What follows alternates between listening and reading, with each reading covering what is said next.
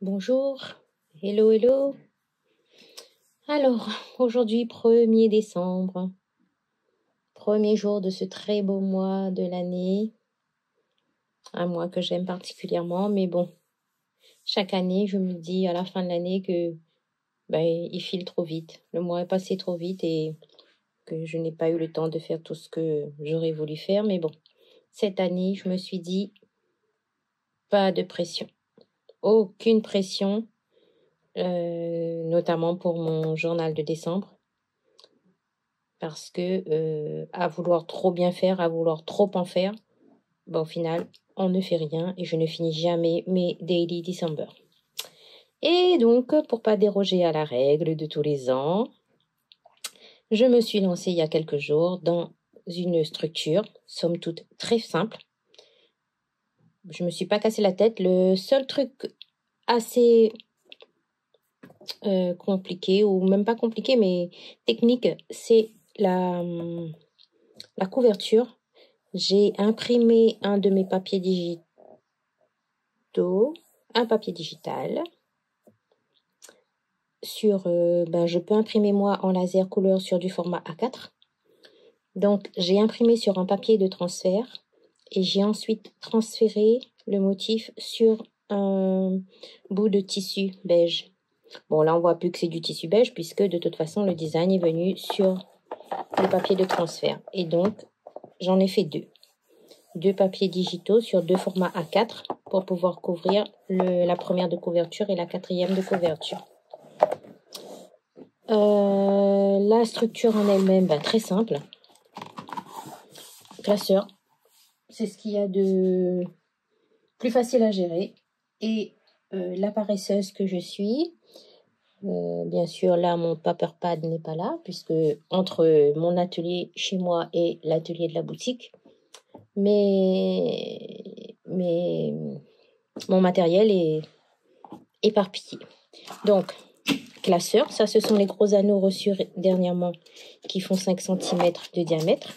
Oui, c'est un peu gros, mais bon, j'espère bien pouvoir remplir avec des pages. Et du coup, donc, comme je disais, la paresseuse que je suis, j'ai un bloc de Pantone en format A5. Et donc, j'ai dimensionné mon classeur de telle sorte que je vais faire des pages A5.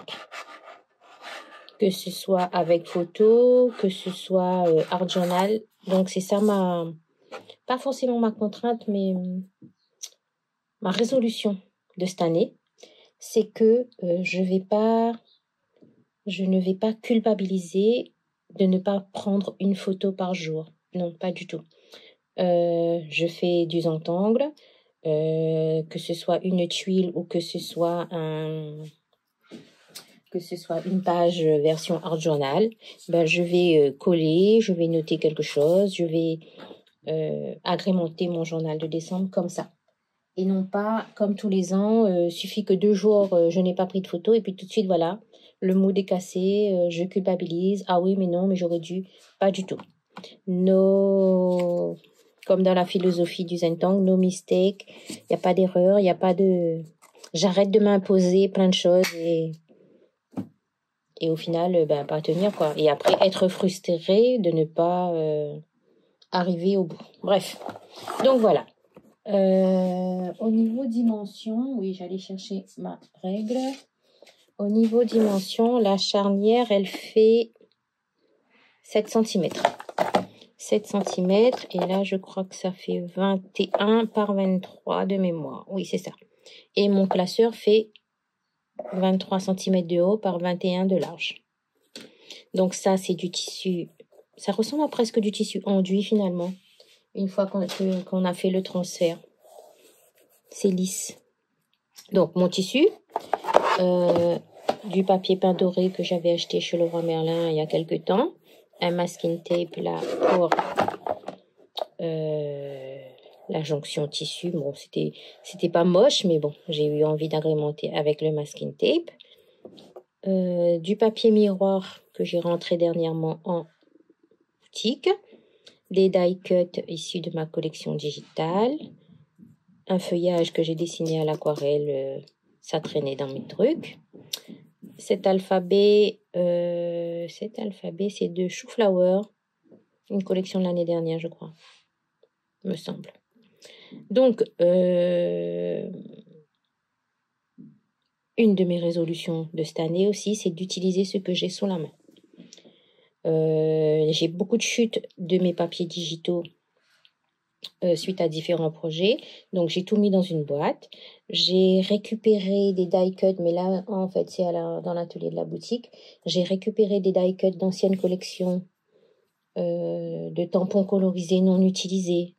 J'ai tout mis dans une boîte. Comme je vais faire, enfin, j'aimerais faire des pages d'art journal ou même pour décorer mes pages, je vais utiliser ce que j'ai et non pas de nouvelles choses, de nouvelles collections.